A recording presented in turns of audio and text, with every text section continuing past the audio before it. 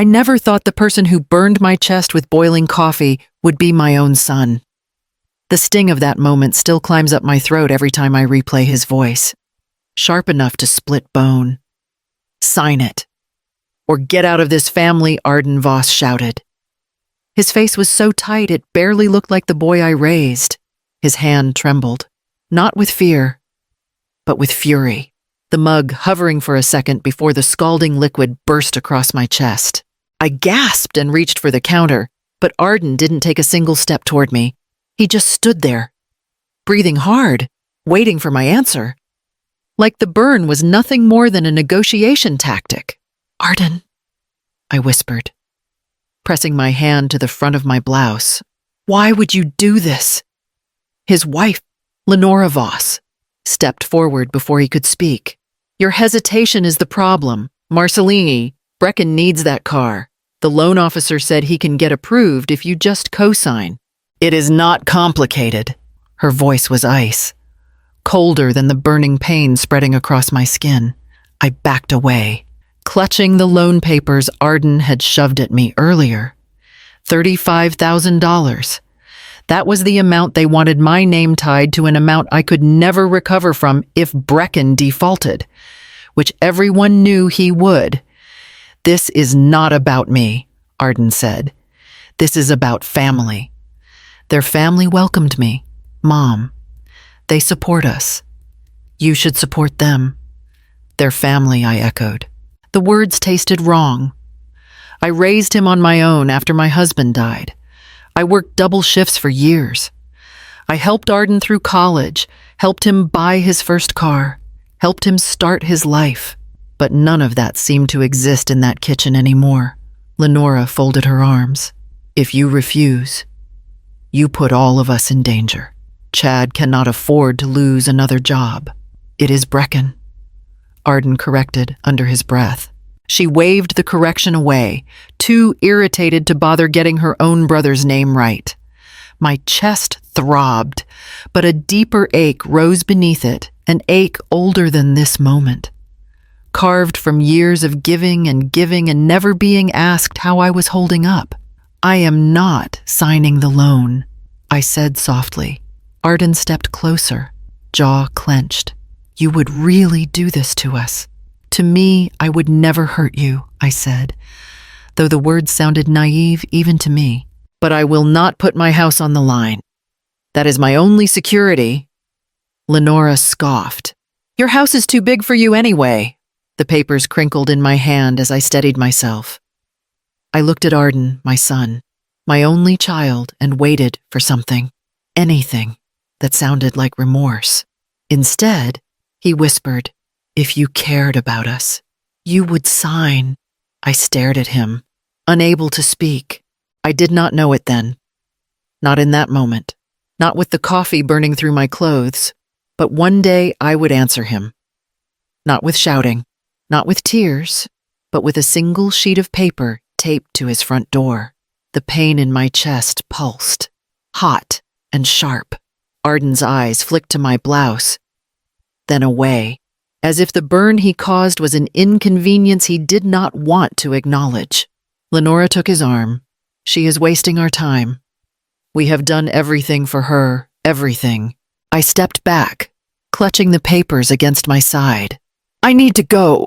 Neither of them tried to stop me as I walked out of their house for the last time that day.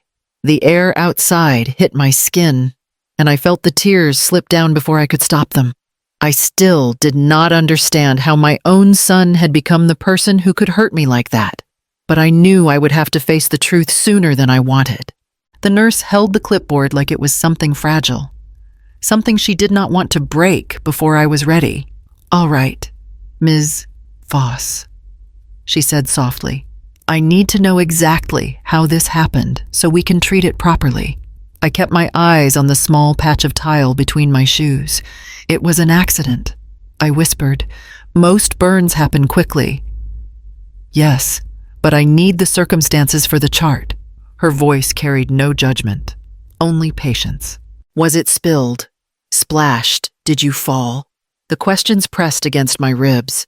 I swallowed. fingers tightening around the edge of the gown they had given me. It was thrown, I said finally. She paused. Thrown. By someone else, I nodded once. Quickly. As if giving too much movement would make the truth louder. She did not push further, though her expression softened. All right, let me take a closer look. She rolled the exam stool toward me. This might sting. The fabric peeled away from my chest, and the air touched the wound with a sting like betrayal. She dabbed the burn with a clear gel. This is 1st degree in some areas, 2nd degree in others. She murmured. It must have been extremely hot. I nodded again. Arden's face flashed in my mind how he had not even reached for a towel. The nurse noticed my hesitation. Was it someone you know? My son, I said before I could stop myself. Her hands slowed, but did not freeze. Is he here with you? No. She hesitated, a tiny pause in her movements. Has he checked on you? I shook my head. He will not. The nurse placed a loose dressing over the burn. Her fingers careful. You do not have to explain anything more than you want to, she said. I just want you to be safe. Safe. The word felt strange in my mouth, like something meant for other people. Before I could respond, my phone buzzed in my bag. I flinched, half expecting Arden's name to appear, but when I pulled it out, the screen showed Juniper Caldwell. I almost sent the call to voicemail, but guilt tugged at me. I answered quietly. Juniper Marceline. Are you all right? Her voice was sharp with worry. I heard shouting earlier. I was about to knock, but I did not want to make things worse if you needed space. My throat tightened. I am at urgent care. What happened? I glanced at the nurse. She gave me a small nod, as if telling me it was all right to speak. Coffee, I managed. It was boiling. Juniper's breath caught. Who, Arden? The word broke out of me before I could brace for it. There was a long silence on the line. Do you need me to come get you? She asked. No, I said quickly. The shame rising again. I can manage. You do not have to manage alone, Juniper said. You never did. The nurse gestured gently. You can finish your call outside if you'd like, she said. I'll prepare the ointment for home care. I followed her out to the hallway. Still holding the phone to my ear, Juniper's voice stayed soft. Marceline. I heard more than shouting. I heard something fall. I heard you cry out. I leaned against the wall, clutching the phone with both hands. He asked me to sign something. I said no. He reacted. Her disbelief cut through the static. Marceline, he hurt you. He did. I whispered. Juniper exhaled. Steady, but waited. You deserve better than this. My fingers trembled. But for the first time since leaving Arden's house, I let someone else's words stay with me. No arguments. No excuses. No protecting him from the truth. Juniper spoke again. Come by my place when you are done. You do not have to talk. Just sit with me for a while. I nodded, even though she could not see it. All right. The call ended, but her voice lingered in my mind. The nurse returned with a small package of supplies and instructions, her tone gentle, steadying. I thanked her and stepped outside into the late afternoon air, the burn throbbing beneath the bandage. The pain was sharp, real, impossible to ignore. But it was not the wound that made my chest feel tight. It was the silence I kept layering on top of the truth, hoping it would shield me from something I did not want to face. When did silence become easier than telling the truth about my own family? The memory pressed itself into my mind the moment I stepped outside the clinic. It rose so clearly that for a second I could still hear Arden's voice from that afternoon a week earlier, tight with impatience as he pushed a stack of papers across my kitchen table. Mom, it is not complicated, he said. It is one signature, just one. Lenora stood beside him, arms crossed, her posture sharp enough to cut. It is a $35,000 loan, Marceline. The bank needs a reliable cosigner. It is standard. Reliable? I asked quietly. You mean someone who can take the hit if things go wrong? Lenora did not bother denying it. If something happened, yes. But nothing will go wrong. Arden leaned forward. Mom, why are you making this difficult? Brecken needs that car. He cannot keep working without it. I looked at him carefully. Arden, your brother-in-law's finances are unstable. He told me last year he was behind on multiple payments. Lenora's jaw tightened. That was temporary. I shook my head. Lenora, he has gambling problems and unpaid tickets and debt collectors calling. You know this. He is trying to fix things. She snapped. The car is part of that. Arden rubbed the back of his neck. Mom, if you co-sign, we can move forward. If you do not, the whole thing falls apart. I stared down at the paperwork pages and pages of small print. Numbers. Terms I knew meant trouble. My name in the wrong place could take everything I had left. I need to speak with the loan officer before I sign anything. Lenora scoffed. We already did that. Well, I have not. I said. Arden closed his eyes. Frustrated. Fine. Then talk to him. But do not drag this out. 2 days later, I walked into Delmont Reeves's office. He was a thin man with tired eyes that looked like they had seen too many people make too many bad choices. He greeted me politely, then motioned to a small chair across from his desk. What can I help you with? Ms. Voss. My son wants me to co-sign his brother-in-law's auto loan. I said, I wanted to understand what I am agreeing to. Delmont nodded. I remember the file. Brecken Hale. Yes. He tapped a few keys on his keyboard, then looked at the screen for a long moment. Ms. Voss. I am going to speak plainly. The loan is extremely high risk. My stomach tightened. Because of his debt. Because of everything. Delmont said, he has multiple unpaid traffic tickets, 3 outstanding collections, and a significant gambling history. He has defaulted before. I swallowed. If he defaults again, what happens? You are responsible for the full amount, Chaye. He said. Every dollar of the $35,000 and any fees. The words settled heavily. I live on retirement savings. I reminded him, I cannot absorb a loss like that. Delmont's expression softened. Then do not sign this loan. And I will tell you something I did not tell your son and daughter-in-law. This is the 4th application. I froze. 4th. Yes. He has been denied 3 times already. I let the truth hit me slowly, piece by piece. Arden knew. Lenora knew. Brecken definitely knew. And still, they had put the papers in front of me like my signature was a resource they could mine, until I broke. Delmont printed a small sheet and slid it toward me. This explains the risk assessment. Keep it. Read it when you get home, and please, babasai, protect yourself. I thanked him and stepped outside. The air pressing against my chest like a warning. My home, my savings, my entire future, one signature could unravel all of it. Yet Arden had spoken as if refusing meant betrayal. I held the papers tightly as I walked to my car. My son's voice echoed in my head, urging me, cornering me, insisting I put my life on the line for someone who had already proven he could not carry his own weight. Why was everyone acting like my signature was the pillar holding their world together?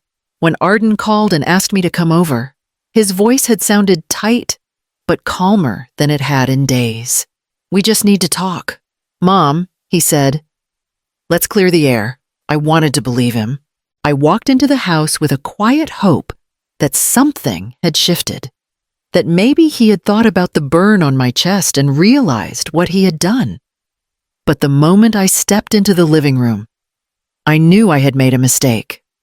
Lenora was standing by the window, Brecken Hale sat slouched on the couch, tapping his foot as if my arrival was a nuisance. And beside him were his parents.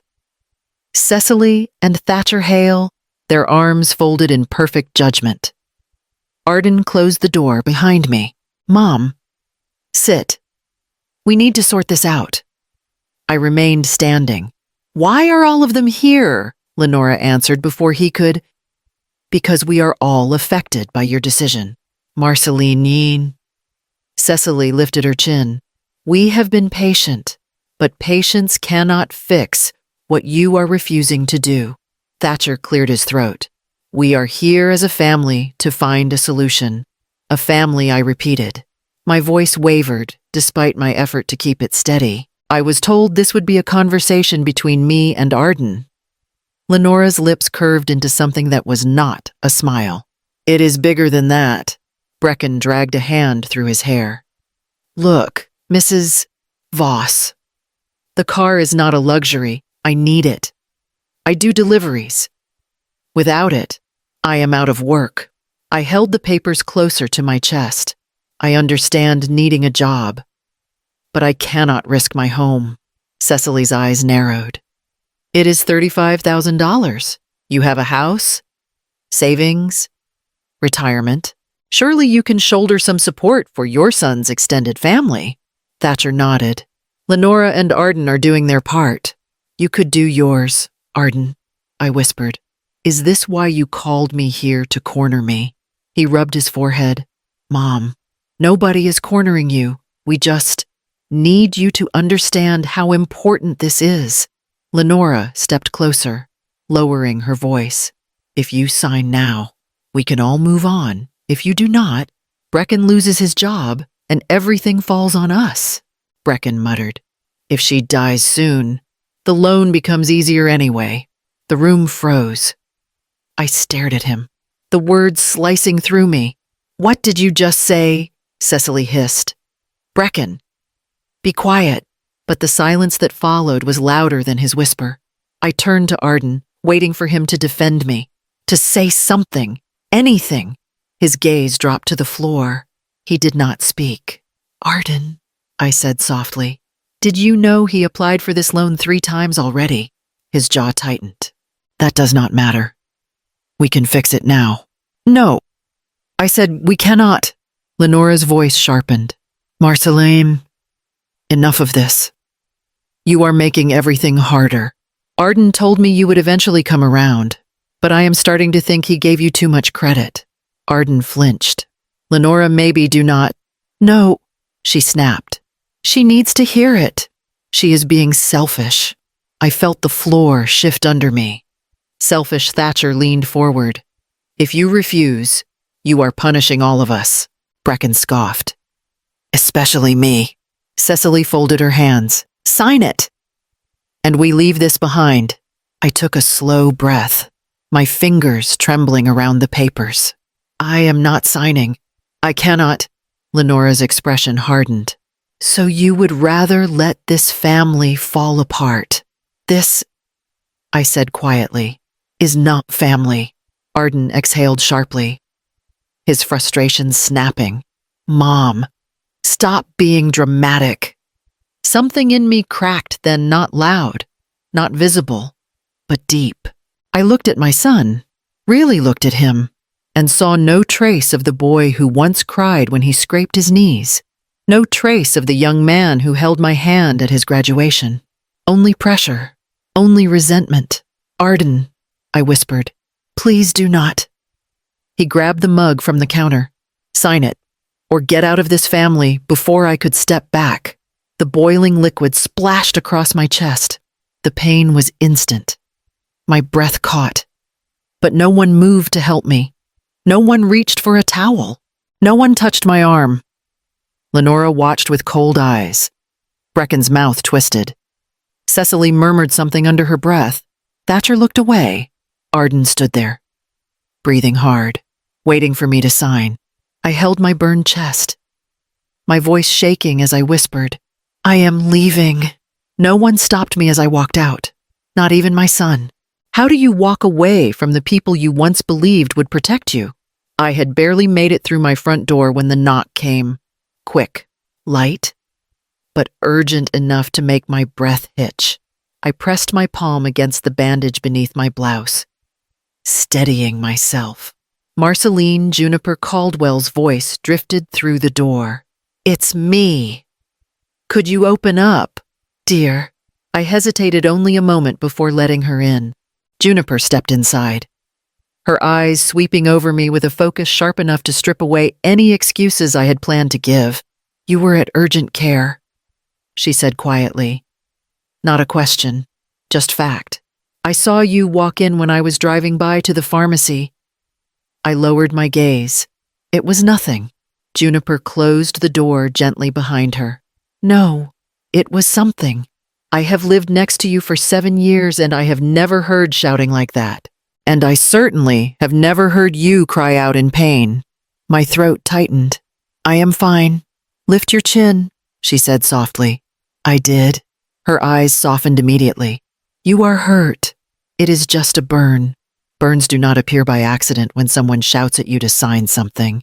I turned away from her, but she stepped closer. "Marceline," she said, her voice warmer than anything I had heard in days. "You do not have to protect him." The words hit me so hard they almost knocked the air from my chest. I blinked back the sting behind my eyes. "He is my son." "I know," she murmured. "That does not give him the right to harm you." I swallowed, my hands trembling. He was angry. They all were. They wanted me to co-sign a loan for $35,000. Juniper's brow furrowed. "For who? My daughter-in-law's brother. His name is Brecken. I hesitated, the shame crawling up my neck. He said something cruel. They all did. Juniper placed a gentle hand on my arm. "I heard one of them mention you dying." I was standing by my porch. I do not think they realized the window was open. I flinched. The memory of the whisper, "if she dies soon." The loan becomes easier slid back into my mind like a blade. Juniper's grip tightened just slightly. That is not a family conversation. That is coercion. That is danger. I sank onto the couch, feeling smaller than I ever had. I did not know what to say. Arden stood there and said nothing. Juniper sat beside me without hesitation. People who love you do not stay silent when you are hurt. My breath shuddered. I raised him alone. I thought the words cut off, my voice cracking apart. Juniper handed me a tissue without a single ounce of pity in her expression, only understanding. "I once reported a domestic abuse situation," she said. "Years ago, a woman across the street. She was terrified to say anything, but the day I called, the police told me I saved her life. I looked at her, startled. It taught me something important." She continued, "The people you share walls with do not always see you, but the people who pay attention, the ones who care quietly, they notice the truth even when you cannot say it." Tears slipped down my cheeks, hot and silent. "I do not know how to move forward from this. You do not have to know today," Juniper said. "You only have to know that what happened to you was wrong. And you are not alone." Her words settled deeper than the burn ever had, reaching the places inside me that had been tightening for years. I pressed the tissue to my eyes. "Thank you." Juniper squeezed my hand. "I am right next door. Marceline Nane? Always have been. And I will be here while you figure out what comes next." Her kindness wrapped around me like a blanket I did not know I was allowed to reach for. Why was it easier for a neighbor to care about me than my own son? I sat at my kitchen table with a cup of lukewarm tea, pressed against the uninjured side of my chest, trying to ignore the dull pulse beneath the bandage. The house felt too still, the kind of quiet that makes memories creep out from places you thought you sealed shut. I closed my eyes, letting my mind slip backward before the shouting, before the loan papers, before Arden's voice turned sharp enough to wound. Back then, it was just him and me. I remembered Arden at 6 years old, clinging to my hand at his father's funeral, his small voice trembling as he whispered, "It's just us now, Mom." I remembered how tightly he held on, as if letting go meant losing the whole world. I worked 2 jobs then. I cooked simple meals, packed school lunches, and folded laundry at midnight every evening. He sat nearby doing homework while I tried to keep my eyes open long enough to check his answers. When he won a science fair ribbon, he ran straight to me. "You helped me," he said proudly. "You always help me." That little boy was still living somewhere inside my memory, but I no longer saw any trace of him in the man who had thrown boiling coffee at my chest. Another memory surfaced Arden at 17.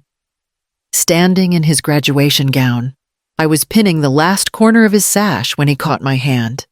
"I'll always take care of you, Mom," he told me. "You did everything for me." I believed him with my whole heart. Years later, when his tuition bills came in, I picked up extra shifts at the community center and dipped into the small savings his father left behind. "You do not need to," he had said once. But he never stopped me. I wanted him to have every opportunity I never had. After college, when he struggled with rent and bills, I gave him money for groceries until he found a stable job. When he wanted to buy his first home, I handed him the down payment without hesitation. I told myself it was what mothers did. I told myself it was love. And then the years blurred into ordinary life, holiday dinners, birthdays, conversations about work. I never thought any part of that history would lead to the moment he stood inches from my face, screaming at me to choose between my home and being part of his family. That was the part I could not reconcile the shift from, "I'll always take care of you," to "sign it or get out of this family." The change was so sharp it felt unnatural, like a cut I did not realize was already bleeding. I rubbed my hands together, trying to ease the shaking. Juniper's words echoed back to me. "You do not have to protect him." But for so long, that was all I knew how to do. A knock at the door jolted me. I froze, breath catching, but it was only the mail carrier leaving letters on the porch. Relief washed over me, but shame followed close behind. I had lived through hardship, widowhood, and years of raising a child alone. Yet one moment with Arden had cracked something deep inside me. I leaned back in the chair, letting the truth settle slowly and painfully. The boy who once promised to protect me had become a man who hurt me the moment I refused to give him what he wanted.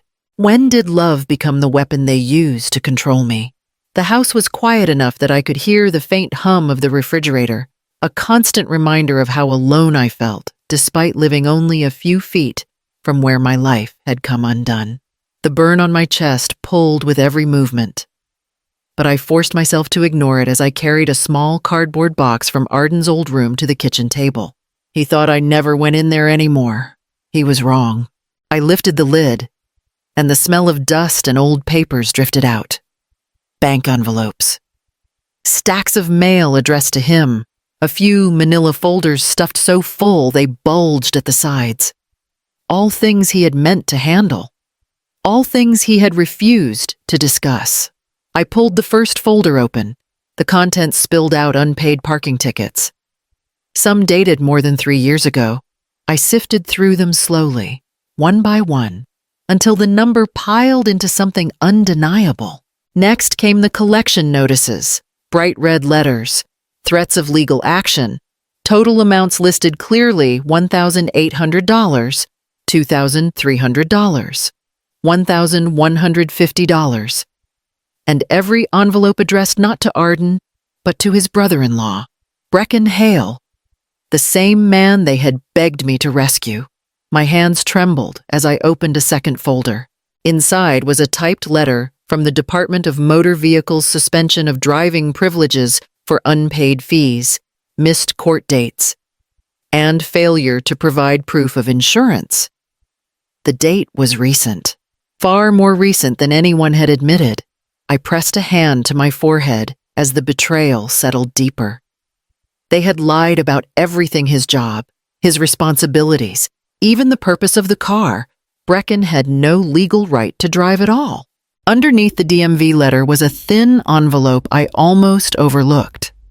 When I pulled it free, a set of printed loan forms slid into my lap.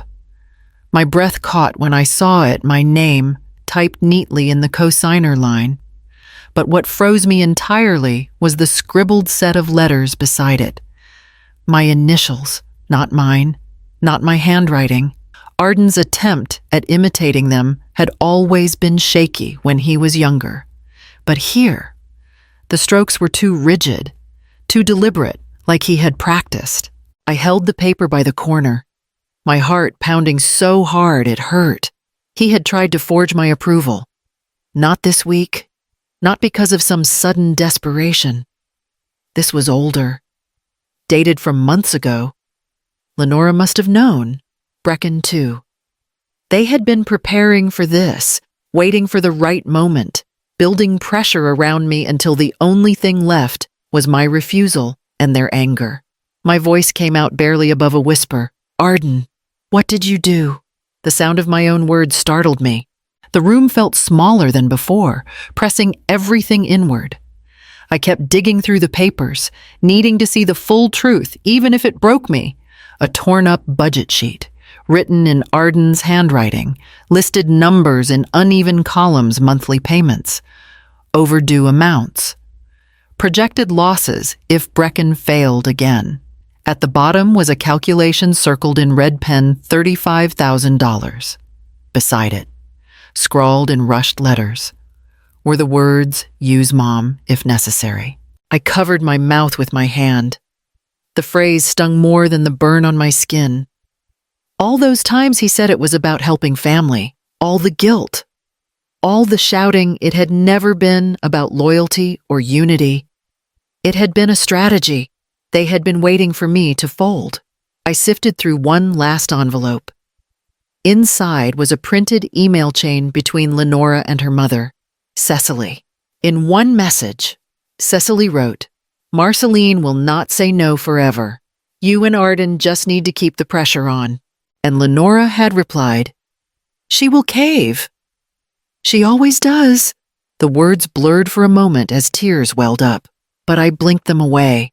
I needed to see everything clearly now. Every document, every lie, every quiet manipulation that had led to Arden standing in front of me with a mug of boiling coffee. I gathered the papers in trembling hands, stacking them neatly even as the weight of them threatened to collapse the center of my chest. This was not a sudden eruption. It was not a moment of anger spiraling out of control. It was a plan, a long one that used my trust as leverage and my love as currency. I pressed my palm against the table to steady myself. How long had they prepared to use my name for their debts? I drove to Arden's house just after sunrise, hoping the early hour would spare me the sting of seeing too many faces. I did not want another confrontation. I only wanted the small things that still held pieces of the life I had built with him, baby pictures. A quilt my mother stitched before she passed. A wooden keepsake box he made in middle school. None of it belonged in this house anymore. None of it belonged in their hands. When I knocked, the door opened almost instantly. Lenora stood there, arms crossed, her expression already bracing for a fight. "What are you doing here?" she asked. "I came for a few of my belongings," I said. "Things I left in the guest room." "You should have called." I did not think it would matter. Lenora stepped forward just enough to block my way. "We are busy. This is not a good time." Behind her, Arden appeared, wearing the same expression he had worn during the loan argument, closed off, agitated. "Already tired of me, Mom. Why did you come now to get my things?" I said, "and then I will leave." Arden exchanged a look with Lenora.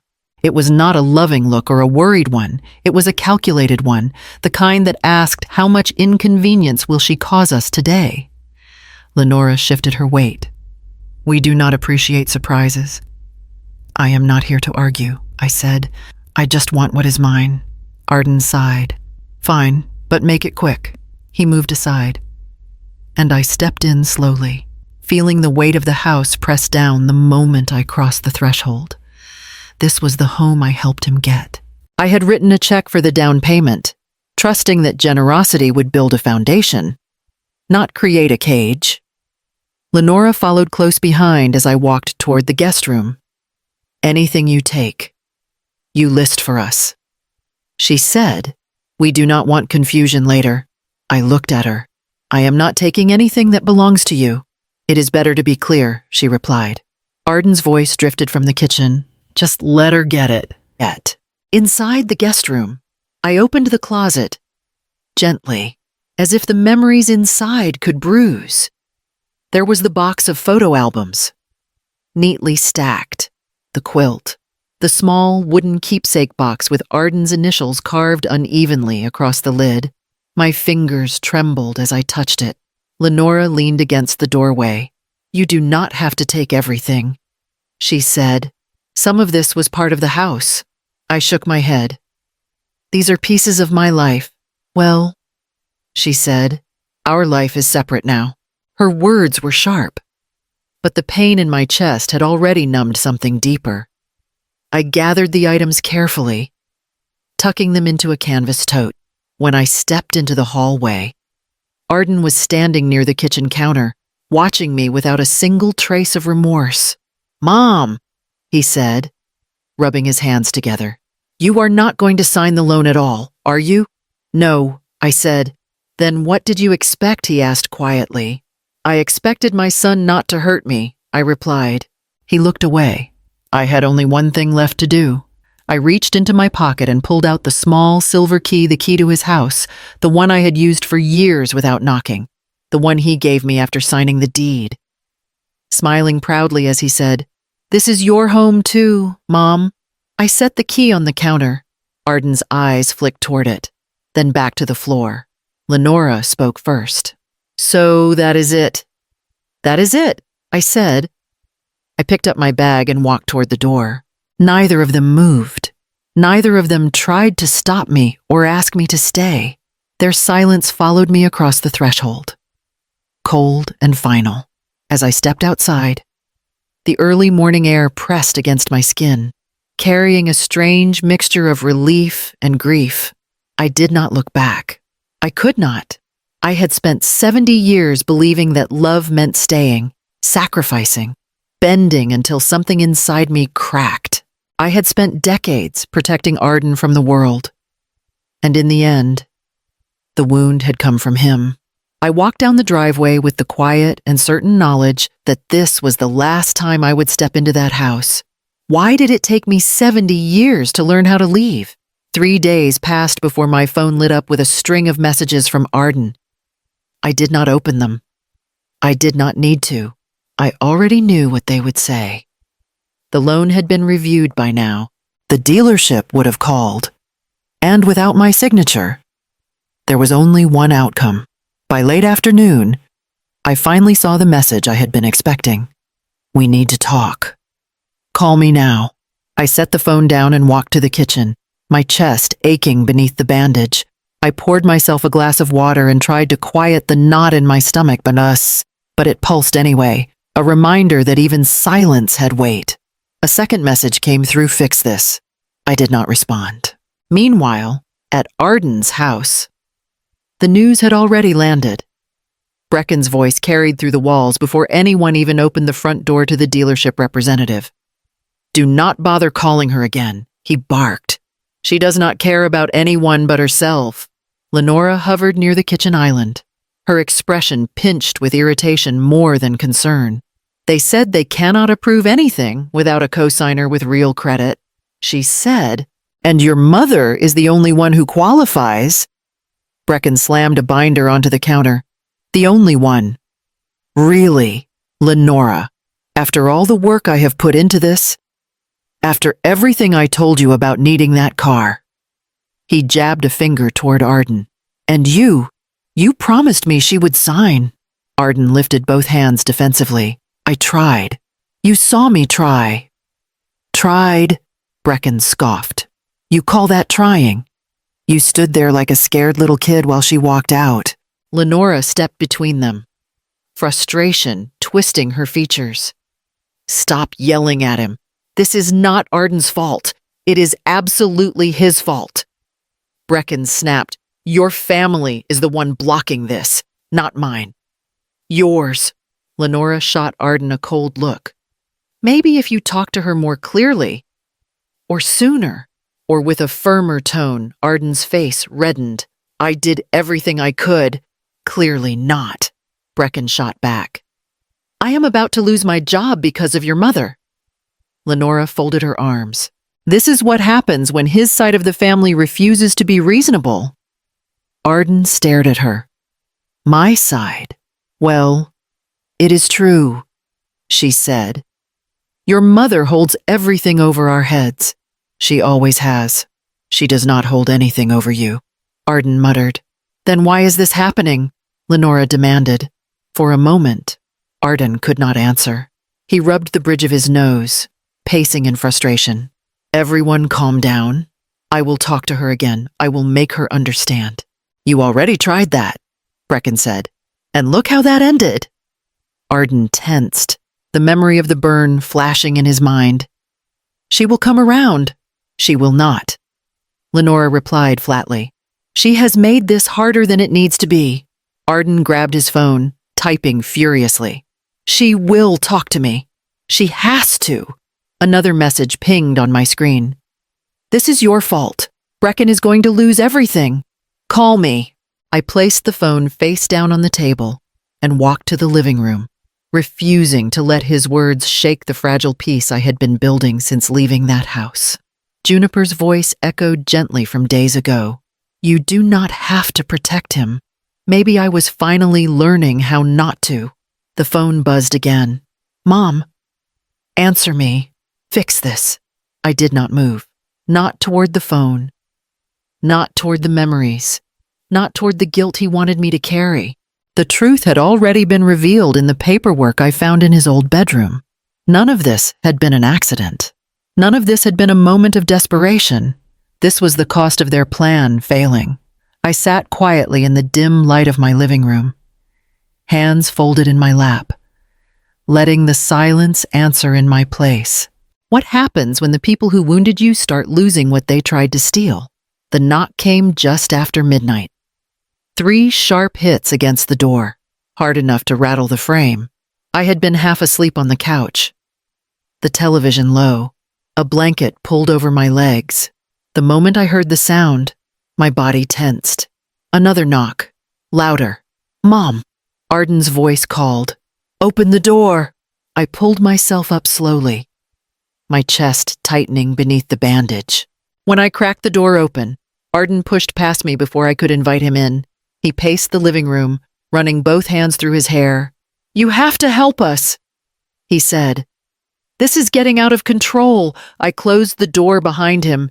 It is late. Arden, I know that, he snapped. Then he stopped himself, forced his voice down. Sorry, I am stressed. I stayed a few steps away. I can tell. He turned to me, eyes wild with agitation. Brecken is in trouble. Serious trouble. I folded my arms loosely. Losing the loan is not my responsibility. This is not just about the loan anymore. Arden lowered his voice, glancing toward the front windows as if someone might be watching. Brecken owes money. Real money. People have been calling, showing up, asking questions. My stomach tightened. What kind of people? He hesitated. The kind you do not want to deal with. The kind who get angry fast. So he owes money to dangerous creditors, I said. And now they are blaming you. Arden's jaw clenched. Yes. They said if the loan had gone through, Brecken would have handled the rest. But now he is stuck. And they are looking to us. Lenora is terrified. Terrified enough to reconsider how she treated me, I asked. He shot me a sharp look. This is not about that. It is exactly about that, I said softly. Arden took a step closer. Mom, listen to me. You can fix this. If you sign the loan, everything stabilizes. Brecken gets the car. His job stays. He can start repaying what he owes. These people back off. I stared at him, searching for even a sliver of remorse. There was none. What about what you did to me, I asked. The coffee, the shouting, the pressure. He exhaled hard. I should not have gotten angry, but that does not change what needs to be done. Arden, I said quietly, you burned me. I know, Mom. All right, I know. His voice cracked. But not with guilt, only frustration. But everything is falling apart. Lenora's parents are furious.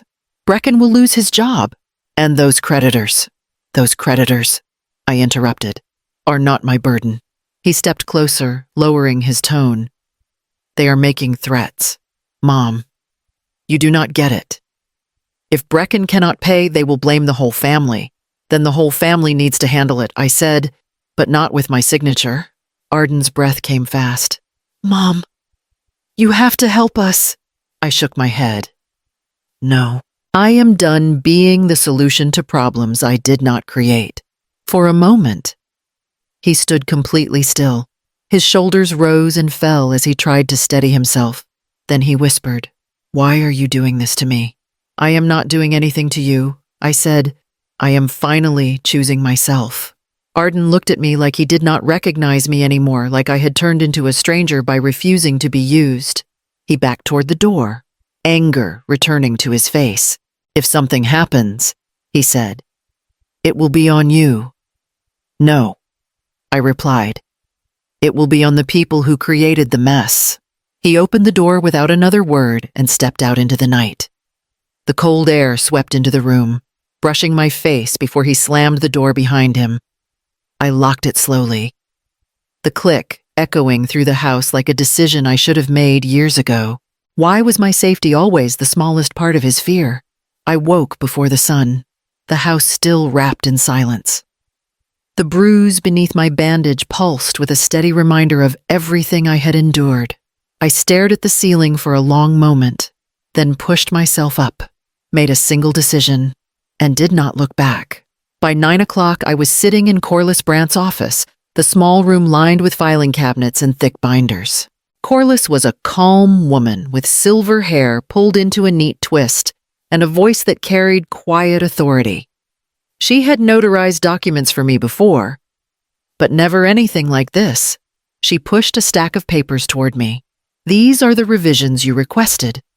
She said, I have removed Arden Voss, Lenora Voss, and all members of the Hale family from your financial directives, medical directives, and your will. She paused to give me space. Take your time. My hands shook slightly as I picked up the first page. My own name looked strange beside the blank spaces where my son's used to be. I swallowed, the weight of it rising in my throat. Corliss watched me carefully. You are allowed to hesitate, she said softly. But you do not have to justify anything. I never thought I would be doing this. I said, no one ever does, she replied. I set the paper down. Arden came to my house last night. He was not asking for forgiveness. He was demanding that I help them again. Not for love, only fear. Corliss folded her hands. And did he apologize? No, I said. Not once. She nodded, unsurprised. Then, let us protect you.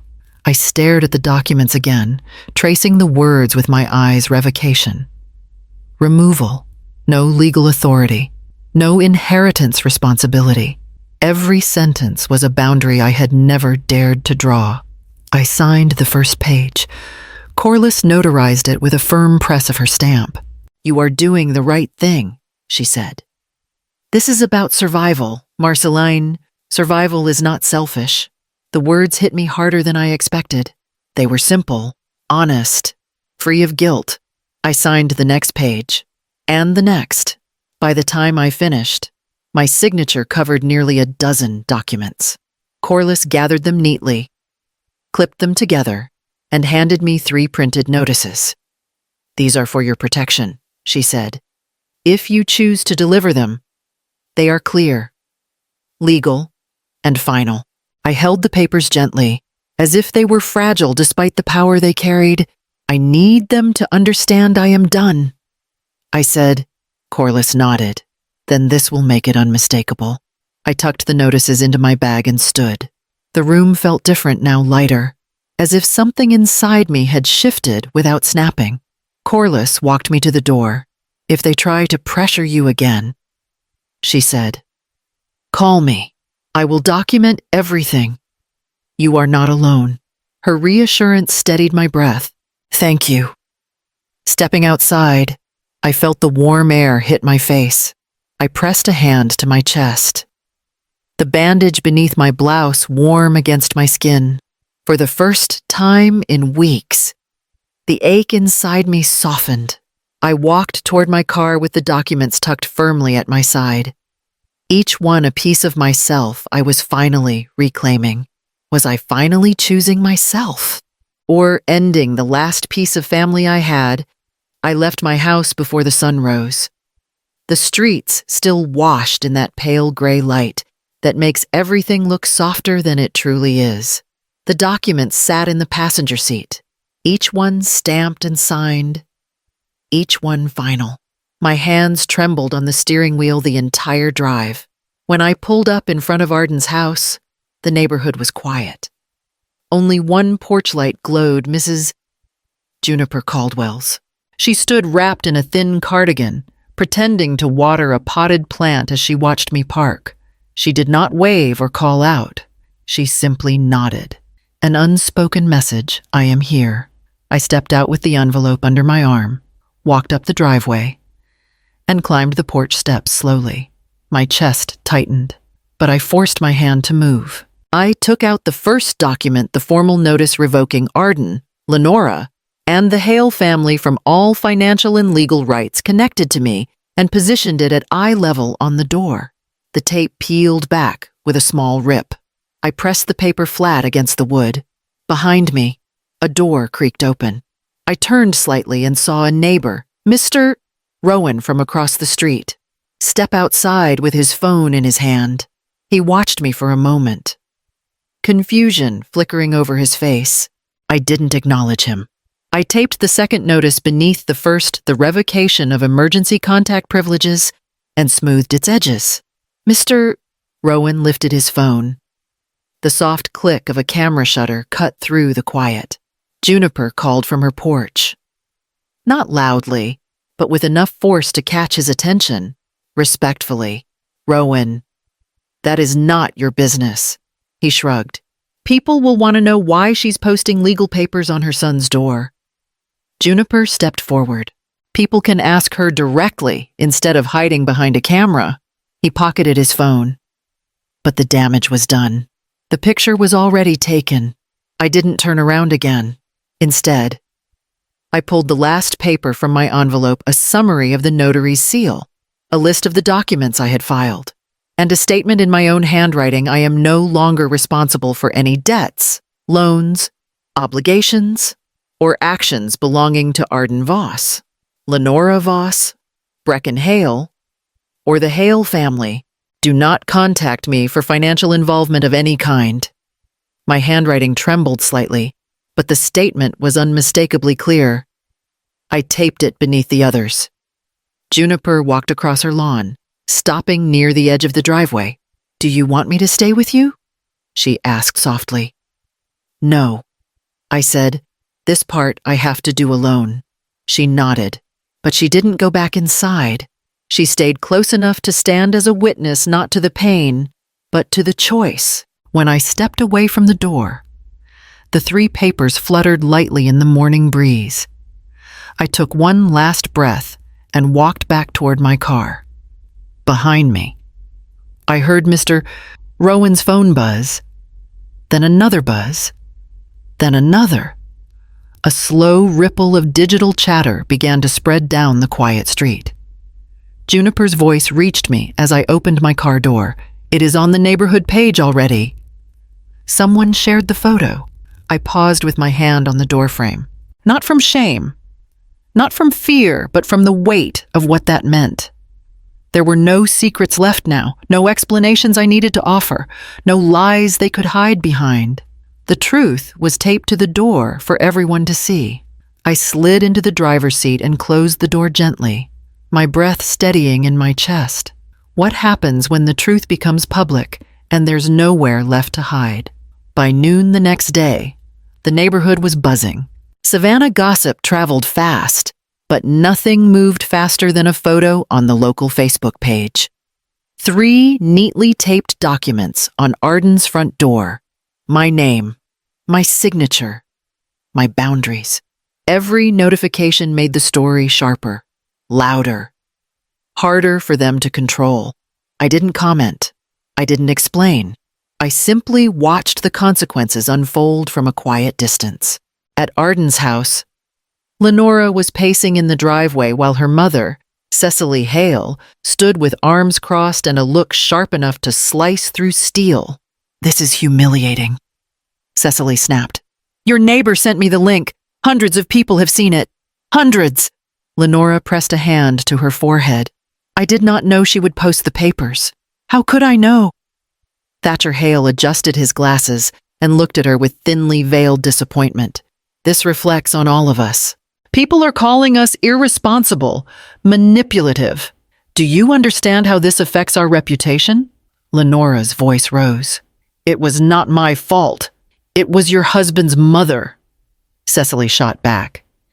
"Your husband's family, not ours." Arden stepped out of the house, rubbing his temples. "This is getting out of hand." Thatcher turned to him. "You let it get out of hand. You should have convinced her before it escalated." "I tried," Arden said weakly. Cecily raised her voice. "Trying is not enough when our family name is being dragged through the mud." Lenora glared at Arden as if she had found a new target. "Everything has fallen apart because you could not control your mother." Arden's jaw tightened. "Do not talk about her like that. Now you defend her," Lenora scoffed. "When her little stunt cost my brother his job," Brecken appeared in the doorway, his expression sunken. "They fired me," he said flatly. "No car, no reliability. They let me go this morning." Lenora whirled around. "Are you serious?" Brecken threw his hands up. "What did you think would happen? You told me it would be fine once she signed." "She did not sign." "Lenora, you and Arden promised she would." Thatcher shook his head. "This is a disaster." Arden inhaled sharply, shoulders rising with tension. "Everyone, calm down. We can fix this." "I talked to my supervisor at work." Lenora cut him off. "Oh, yes. And what did they say about your promotion?" Arden's voice faltered. "They said they are holding off for now." "Why?" Cecily demanded. He swallowed hard. "They said they are concerned about personal instability." Lenora stared at him in disbelief. "You lost the promotion." "I did not lose it. They postponed it." "That is the same thing." She snapped. "Everything is falling apart because of your mother," Brecken groaned. "I cannot believe I trusted you two." Cecily stepped back, shaking her head. "This family has embarrassed us enough. We will not be dragged down with you." Arden's face fell as Cecily and Thatcher turned and walked toward their car without another word. Lenora glared at Arden, her voice trembling with rage. "Fix this. Fix everything." But Arden had no answers left. I watched from my living room window as Juniper watered her plants. She didn't ask me for updates, and I didn't offer any. It was enough that she understood. My phone buzzed with more messages, most from strangers, some from neighbors. None from Arden. I didn't respond. The world around me kept moving. But their world was collapsing, all because the person they always leaned on had finally stepped away.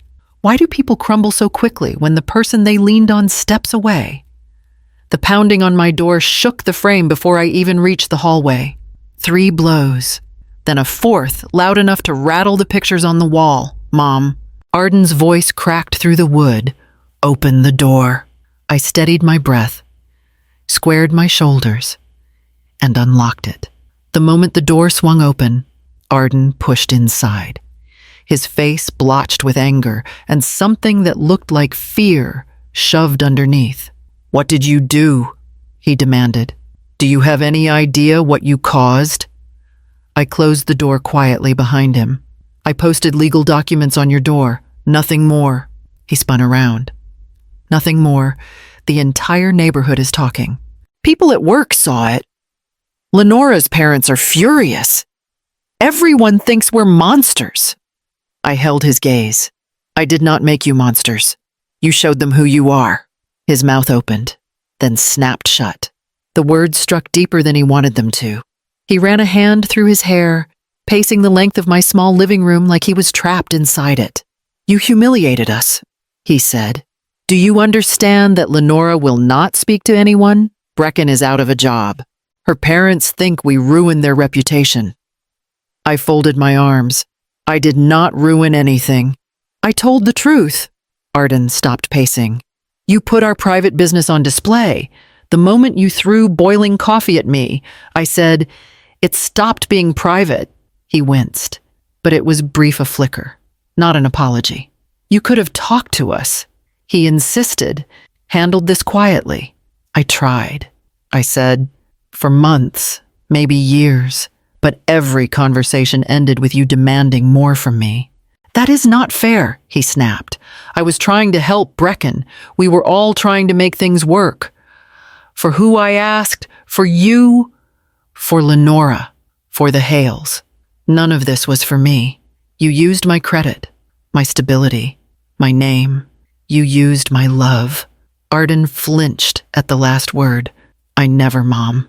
I never meant for things to get this bad. You let them," I said softly. He took a small step toward me, searching my face. "I am under pressure. I am stressed. Everyone is pointing fingers. They think I am weak." I did not move. "You are not weak, Arden.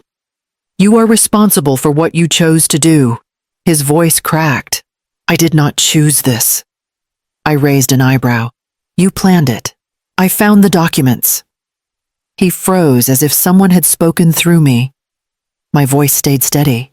"I found the forged initials, the budget sheet, the notes about using my name. Do not tell me you did not choose this." The color drained from his face. "Mom, That was honesty," I said, "is the only thing left you can give me." He swallowed, the silence stretching heavy between us. "Everything is falling apart." He whispered, "Everyone is blaming me." "That is because you did this," I replied. "Not me. Not the neighbors. Not the loan officer. Not my boundaries. You." Arden covered his face with both hands, but it did not hide the tremor in his shoulders. "I cannot fix this. I know," I said gently. He lowered his hands, looking at me as if seeing a stranger. "Are you really not going to undo it?" "Not even for me." "No." I said, "I am done being your solution." He stared at me for a long moment, breath uneven, anger swallowed by something heavier, fear, maybe, or the slow recognition of consequences he never expected to face. Without another word, he stepped back, his voice small for the first time. "I do not know what to do." I opened the door for him. He hesitated on the threshold, eyes darting between my face and the hallway behind me. "When the truth finally stands there, staring at you, do you face it or run?" He stood in the doorway like a man caught between two storms, one behind him, one in front of him, and he didn't know which would drown him faster. His breath came hard and uneven, as if speaking might collapse whatever was left of his pride. "Mom, please," he said. "Just listen. I can fix this if you help me. We can make everything go back to normal." "There is no normal to go back to," I replied. He stepped closer, lowering his voice into something soft, something familiar. "I am begging you. For us, for our family. You raised me to keep my promises, and I am trying, but I cannot do this alone. I kept my back straight. You are not alone. You have a wife, her family, the people you chose to defend instead of me." His jaw tightened. "They are angry. You know how they get. They keep saying this is my fault, my failure. That is between you and them. His expression twisted. So you are just walking away. After everything I have done for you, I blinked. Surprised by the audacity of it. Everything you have done for me. He flinched, then changed tactics. His voice sharper. Fine. If you want to be stubborn, go ahead. But when things get worse, when those creditors come after Brecken, when Lenora loses it, when her parents drag me into their mess, do not pretend you had no hand in it. You burned me. I said quietly. He froze. And now you want me to feel guilty. I continued. Because your choices are catching up to you. He shook his head. I did not mean to, Mom. I was angry. You pushed me. You always push me. I ask for respect. I said, not obedience, not blind loyalty, respect. He stepped closer again, voice trembling. I am begging you. Just sign one thing. One loan. I swear I'll protect you afterward. I let out a breath that felt like it had been trapped inside me for years. You want to protect me after you hurt me, he swallowed. Yes, I can do better. No. I said, you cannot. The silence between us burned hotter than the coffee had. He tried again.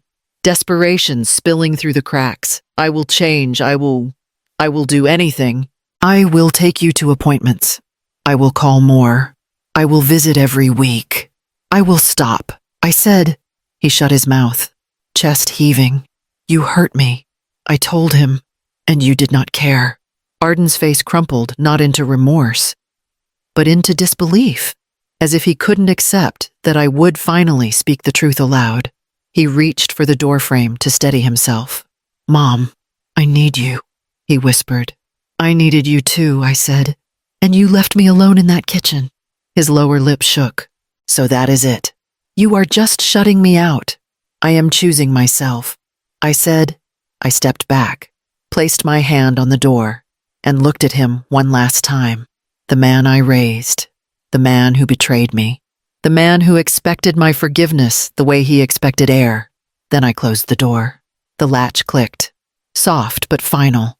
What happens after a mother stops being a shield and becomes her own person again? The house felt different in the days that followed.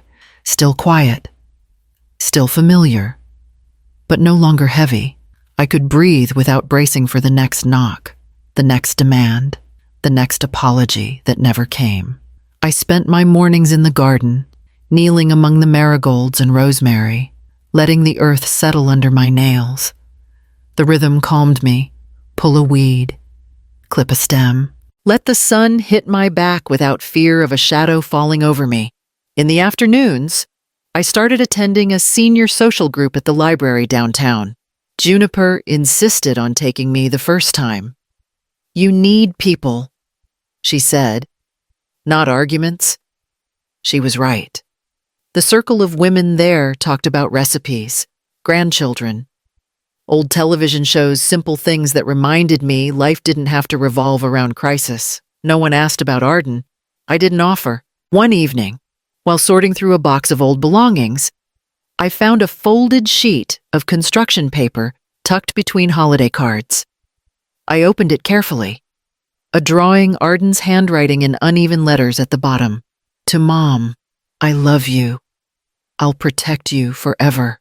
He had been 8 years old, proud of the crooked house he colored in blue and the stick figures holding hands. My breath caught for a moment. The pain didn't stab the way it used to. It settled differently, like a reminder of what once existed. Not something that could still hurt me. I placed the drawing on the table beside me. I didn't throw it away. I didn't hide it. I let it be what it was, a memory, not a promise. A truth from a time when things were simpler, before love had been twisted into currency. Juniper stopped by later that week with a bag of peaches. You look lighter, she said as she handed them over. Different.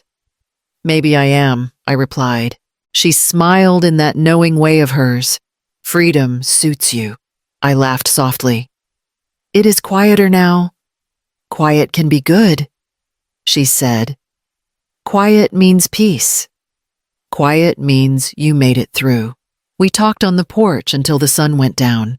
No tension prickled beneath my skin. No fear of Arden appearing at the end of the driveway. Just the sound of cicadas and the soft clink of Juniper's bracelets when she gestured. Later that night, as I washed the dishes, I looked at the drawing again. The paper was worn, creased, fragile, but still whole. I set it gently into a small frame and placed it on a shelf in the hallway, not to honor the man Arden had become, but to remember the boy he once was, the boy I had loved without question, without regret. And then I exhaled, long and steady, for the first time in a long time. The house wasn't a place I survived inside. It was a place I lived in on my own terms, with my own quiet strength. What does healing look like when it finally belongs to you alone? In the end, the consequences did not fall on me. They fell on the ones who tried to use me. I heard about the foreclosures from Juniper first. She stood on my porch with a look that said she was trying to decide how gently to deliver the news. Cecily and Thatcher received the notice yesterday. She said, 3 missed mortgage payments. They have 30 days to respond. I nodded slowly. They always depended on other people's stability. Juniper hesitated. There is more. Brecken's vehicle was repossessed this morning. I closed my eyes for a brief moment, not out of pity, but out of understanding. Choices had ripples. They had built their lives on demands and shortcuts. Now the ground was opening beneath them. That afternoon, while I folded laundry in the quiet of my living room, my phone buzzed. A voicemail alert. I stared at the screen before pressing play. Arden's voice came through, raw and shaking. Mom, please, just this once, I need you. I know things got bad, but I swear I can fix it. Just call me, please. His breath hitched at the end, as if he were trying not to cry. For a long moment, I stood frozen in the center of the room, listening to the silence that followed his plea. Then I exhaled a slow, steady breath that settled into my bones and pressed delete. No hesitation, no guilt, no second guessing. I went back to folding the last towel, smoothing the edge with a calmness I had never felt before. My hands did not tremble. My chest did not ache. There was no fear lingering under my ribs. Later that evening, I stepped outside and sat on the porch swing. The air was warm, and the cicadas hummed in the distance. Juniper waved from her yard, and I waved back. No storm shadowed the horizon. No footsteps approached my door. No demands threatened to break me open again. For the first time in my life, I felt the world settle around me instead of pressing in. I had chosen myself. Fully. Finally. And as I closed my eyes and let the calm sink deeper, one quiet thought filled the space inside me, the space I had reclaimed when a woman finally chooses herself. Is it the end of a family, or the beginning of her life at last?